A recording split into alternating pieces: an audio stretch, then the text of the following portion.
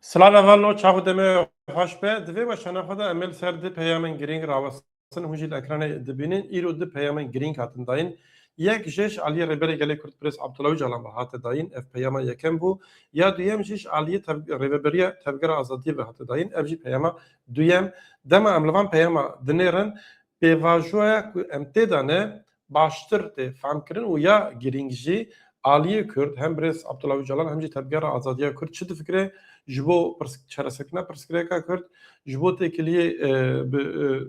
Kurdan û dewleta Türk û her wiha bi giştî jî ji bo rewşa li herêmê rojê pêş tevê çi bibe û Kurd xwedî vîzyonek xwedî projeyek çawanin. Niha hûn jî dizanin Heyeta Dem Partiyê doh çûbû İmraliyê roja 24 Gulanê û li wê derê piştî di meha bi Birêz Abdullah Öcalan re her wiha bi hevalê wî ê li wê derê girtî re hevdîtinek pêk anîn û îro ev navaroka vê hevdîtinê bi peyameke nivîskî hat weşandin. Ev giring e çima giring e ji ber ku 27 Adarê de herî dawî Heyeta Dem Partiyê çûbû İmraliyê û li wê derê bi Birêz Abdullah Öcalan re hevdîtinek pêk anî bûn û piştî vê hevdîtinê jî êdî rê nedabûn ku heyet carek din biçe İmraliyê. Lê piştî di meha wer xuya yekîn ku pirsgirêk hebûn ne diyarek ev pirsgirêk jî çareser bûn anna lê piştî di meha encamê de heyet çû û peyama Birêz Abdullah Öcalan ragihandina em hinekî behsa neveroka vê peyamê bikin. Yani Birêz Abdullah Öcalan çi dibêje? Birêz Abdullah Öcalan ji xwe carekê yani behsa rewşa li herêmê dike, behsa xeteriya dike û ya herî giring jî rêya çareseriyê nîşan de. Yani divê çareserî divê bi qanûna werê misogerkirin yani qanûnên demokratîkbûyînê entegrasyonê werin derxistin ku meclisî di vê warî de Meclîsa Tirkiye di vê warî de rola xwe bilîzê da ku ev pirsgirêk çareser bibe û pêvajoya ku darne destpêkirin were meşandin. Birêz Abdullah Öcalan divê bi dîtina min divê di konjonktûra rojhilata navîn hîn jî dikare her tiştî bixurabîne. Yani rojhilata navîn piştî saetekî jî her tişt dikare bibe. Dewletên weke İran û İsraîlê xwe hişk dikin û diyar ew ê xwe bêhtir jî hişk bikin hemberî hevdû dema şerê vana mezin bû herkes jê zirar dibîne. Li rojhilata navîn afirandina netewperestiyê û cihêkariyê mezinkirina mîkro netewperestiyê zirarê dide. Em karekî pêvajoyê dimeşînin ku bûyerên bi rîsk ên li herêmê bişopîne pêşî lê bigire û hesabipirsîna bi xwîn ji holê rake. Yani ji bo ku xwîn nêrejandin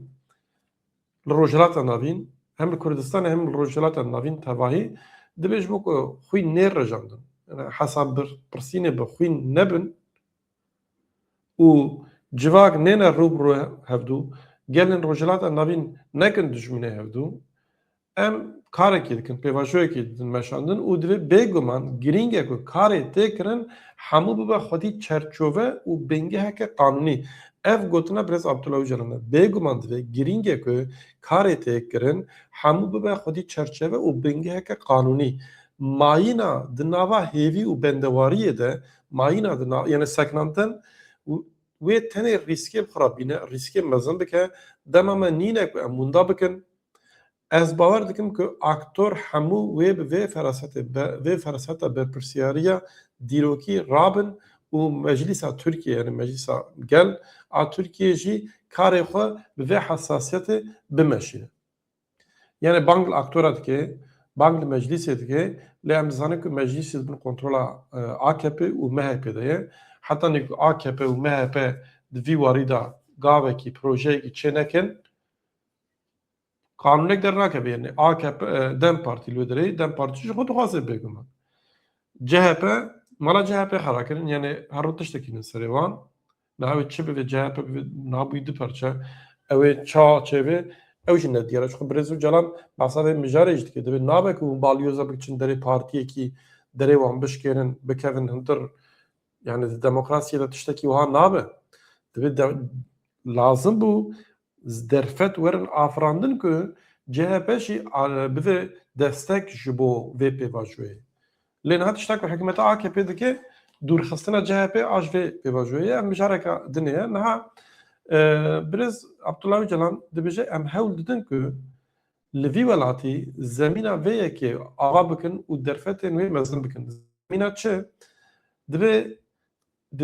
demokrasiye de karek mirov hersi deriye navenda partiye ke gişti ya siyasi bişkene bu keve hindir ev deve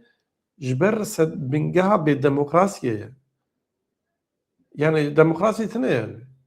jber vesa deme deve em hewl dedin ku levi welati zemine ki ve ki ababikin u derfeten ve mezin bikin em li imraliye geleki giring dibinin ku ber bu gave kanuni yên ji bo çareseriya vê komarê jî ji pêngaveka demokratîk ji hiqûqeka demokratîk re amade bikin em vê yekê weke gavek ji bo bidawîkirina kêmasiya demokrasiyê ya nava partiyan û navbera partiyan dibînin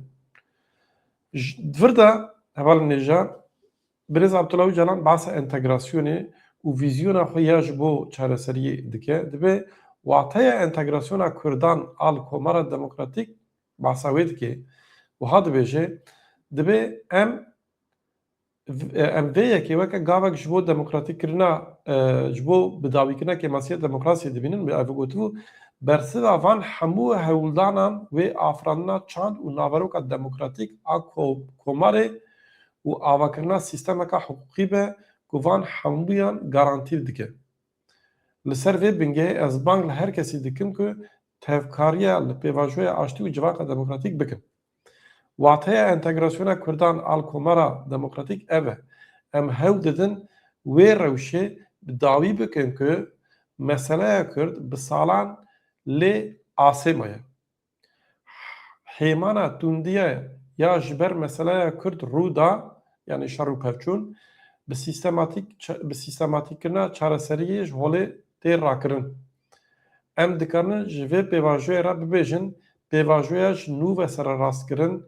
hemdemkirin û nûjenkirina têkiliyên Kurd û Tirkan. Birêz Abdullah Öcalan berê jî evê gotibu. Yani dîrok şaş hatiye dîzenkirin divê em viya sererast bikin. Çi ye ev şaş nivîsandin dîzenkirina dîrokê? Kurd û Tirk divê ser vê axil li vî welatî li van welatan li herêmê bi hev re wekhev û xwedî heman mafiyê bijin. Yani wekhev. Yani Türk xwedî çi mafî bin, Kurd jî xwedî wan mafa bin. Birêz Abdullah Öcalan jî divir de dibêje pêvajoya ji nû ve sererastkirin divê ev were sererastkirin, nûjenkirin, têkiliya Kurd û Tirkan were nûjenkirin yani ev tê çi manê siyasetê tê manê ku Kurd jî xwedî heman mafa bin li gel Tirkiya û li gel hemû Ereban û bêguman bang li akademisyana rewşenbîra her kesî dike û hemû civakê dike ku destek didin vê pêvajoyê. Niha îro jî îro peyamek dijî hebu hevalên nêja ev peyam jî ji aliyê Rêveberiya Tevgera Azadiyê Kurd ve hate dayîn û Rêveberiya Tevgerê bang li desthilatariya AKP û MHP kir ku bi rengekî cidî û berpirsyariyane nêzîkî pêvajoyê bibin û ji bo çareseriyê gavan bibêjin. Yani divir da bêguman yek giringiya vê daxuyaniyê jî ew e ku piştî hevdîtina do ev daxuyanî hat dayîn û mijarek din do dema ku heyeta Dem Partî çû İmraliyê wan saetan da êrişî CHP kirin ser navenda CHP kirin ji xwe Tevgera Azadiyê jî vî tiştî rexne dike divê yani lazim e ku CHP jî bikirina nava vî karî yani ev sabotekirina pêvajoyê ye welhasıl Tevgera Azadiyê divê ji bo yani behsa peyama pêncê gulanê dike behsa gavên ku wan avêtine di nava salekî de dike lê divê tecdît hê berdewam dike lê divê ji bo serkeftina pêvajoya ku nêzî 2 salin dewam dike diviya bû qanûnên azadiyên bi hatina derxistin ku rêber apo karibe bi rengekî azad lê siyasetê bike astengiyên li pêşiya siyaseta azad bên rakirin entegrasyona demokratîk a ku navenda siyaseta demokratîk e tenê bi vî rengî dikare pêk were bi vî rengî pirsgirêka Kurd wê li ser bingeha demokratîkbûnê bê çareserkirin û armanca pêvajoya aştî û civaka demokratîkî jî ev e di nava bi navê Rêveberiya Tevgerê divê em bang li desthilatariya AKP û MHP dikin ku bi rengekî cidî û berpirsyariyane nêzî pêvajoyê bibin û divê em li pişt vê pêvajoyê ne weke Tevgera Azadiyê divê em li pişt vê pêvajoya ku niha dewam dikin henin lê bêguman rexneyê xwe û